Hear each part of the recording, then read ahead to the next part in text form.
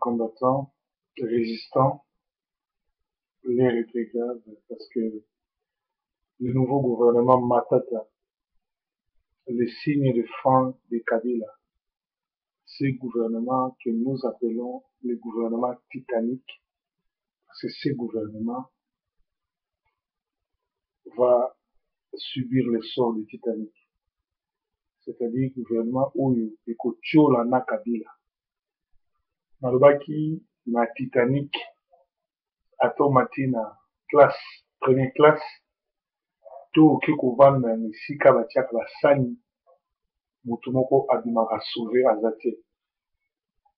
Un désordre gouvernemental total, les femmes et les meilleurs ministres comme Mokoko Samba ont écarté de la majorité et liste de nouveaux membres du gouvernement, vice-premier ministre intérieur et sécurité, Évariste Bochab, un grand collabo, qui a le potentiel de devenir le président du Congo, mais il préfère être un jouet du Rwanda Kabila. Thomas Louaka, qui est un monsieur qui a travaillé avec Jean-Pierre Mbemba, et c'est Thomas Louaka n'a jamais organisé même une marche de soutien pour soutenir son patron Jean-Pierre Mbemba. Et vous avez vu comment les MLC ont trahi encore avec Jean-Pierre Mbemba. Donc ça veut dire qu'ils n'ont pas compris la leçon. Nous avons encore emploi, travail, prévoyance sociale et coutume. C'est qui, parce que j'ai la liste ici, et coutume sociale, Willy Matiashi, ça je connais pas. Bidje Michel Bongongo, je connais pas. Décentralisation et affaires coutumières, Salomon Benamourere, c'est un Rwandais. Touti, affaires étrangères et coopération internationale, Raymond Chimana, un Congolais rwandalisé qui ne fait que les dictats du Rwanda. Justice, garde des sceaux et droits humains, Alexis Tambwe Mwamba, un autre Congolais rwandalisé, portefeuille Louise Manga, maintenu, relation avec le Parlement, Trifon Kinkei Moulumba. Kinkei Moulumba, qui était ministre de l'information quand Kabila, quand Mobutu fuyait, et que Kabila, le véritable Kabila, parce que nous n'avons eu qu'un Kabila, était au pouvoir, c'est-à-dire je parle de Joseph Désiré. Kinkei était là, il a vu, et il ne savait même pas que Kabila était en train d'entrer. Lui faisait son discours à la cité de la voix d'Isaïe, en train de dire que nous allons foutre les Kabila, l'AFD dehors. On l'a surpris en train de faire une déclaration, il était en train de faire une conférence de presse. C'est-à-dire Kinkei Moulumba Oyo, tant au Kabila, les pères à Zokota, y avec quoi ranger la foule, na invest, na hôtel invest, que nous savons que Mobutu a le pouvoir, tout et tout et tout. Donc, à quand moi, tout bazala qui wana ba kimi ya tikali yemoko, bazo c'est que AFDL c'est côté. Mais lelo, 17 ans, 19 ans après, à Bossa Nyonso, à zone la katia ya makambo tout. Alors, liste na bango nyonso tout na ko sala propagande na bango te, mais na ko lobake, c'est un gouvernement qui a été formé au mépris des femmes. Peut-être que les femmes sont dérangées pour certains secrets qui risquent de mettre à nu certaines pratiques de membres et de loges. Parce que les femmes ont été violées. Les femmes, d'ailleurs, nous ne parlons pas, nous ne sommes pas ici pour soutenir les femmes ou bien pour plaider pour eux parce que les femmes sont en train de subir d'énormes pertes et viols au Congo, dont nous devons les épargner. Mais nous sommes en train de dire aux Congolais qu'il est grand temps, tout ça les combats, tout ça les réveille, tout ça les marche. Mais ça n'est pas comme tout ça la té. Tout ça la té, ils ont un bon. Ndeko na nga tokosala révolution te soki toza na mbongo te. Congolais aza makasi na koloba Kabila dégage. Congolais aza makasi na koloba ba Rwandais bakende libanda zongise na Rwanda. Mais Congolais aza makasi te ya kosala réunion. Congolais aza makasi te ya kotia mbongo, l'église même est divisée biso. Olobi combat oyo soki tolingi tokenda ngo ntina suka eloko ya liboso ennemi ya Congo, ennemi ya combat ezali l'église. Église ya Nzambe ezali kosauve Congo, mais église ya bapaster ya lokuta ya bakolabo, parce que ntango biso toyo bato bima tokende osala combat bango babi tokende osambela. Or dans Israël l'américain abundaka na liboka droite aza na revolver, na liboka ya gauche aza na bible azosambela. Et Nzambe akokitaka jamais akobunda mpona biso, sekeli biso totelema tobunda tosali ba mouvement nyonso. Tozomona ke Congolais ennemi na ye ezaka Congolais. Congolais bazosomba ndeni, Congolais bazosomba ye na mbongo, na basi, na miziki. Tala gouvernement oyo na ngonga oyo okomona awa bata ya IDPS na félicité bango bakoti te, batapali basombi bango, basombi na bato ya MLC na Kengo Wadondo. C'est-à-dire Congolais bazosakana bino ndeni, côté oyo bamosusu bazoba non, côté oyo bamosusu bazoba oui. Pourquoi bato ya MLC faut bakende okota na gouvernement oyo?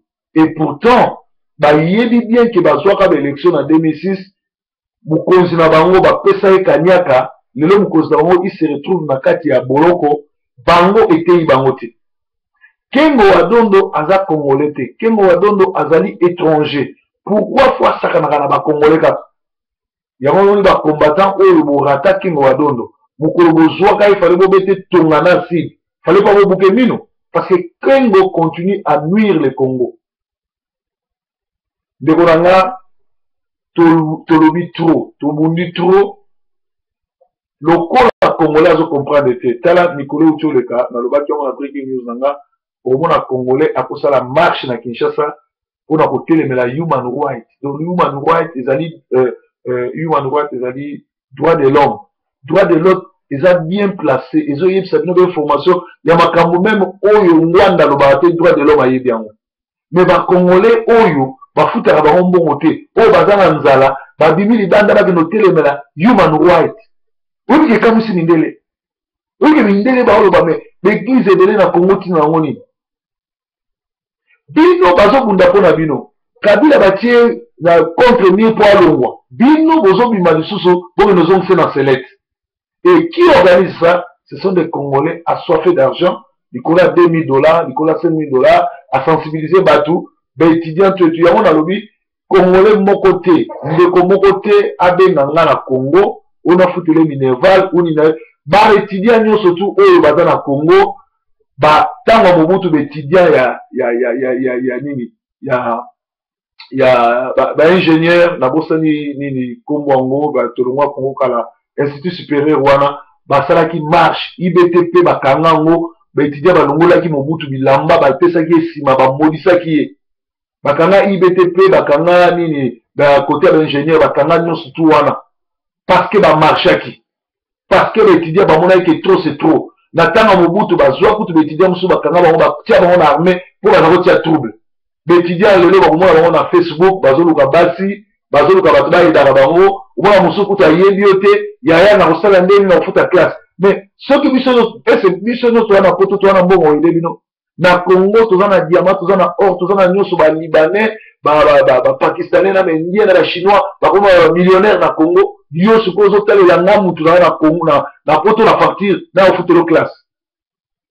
Ndeko na Congolais tango ekoki to ba tozongela ba réunion na Manchester na osenga na bato nyonso tu Edo Coiffure, Pasteur Eric, ba firme, ba combattant nyonso, en tout cas, tout le cateau bandela sur la réunion, tout bandaka pour na malobate, tout tient à moins cotisation, bon moi les na Congo.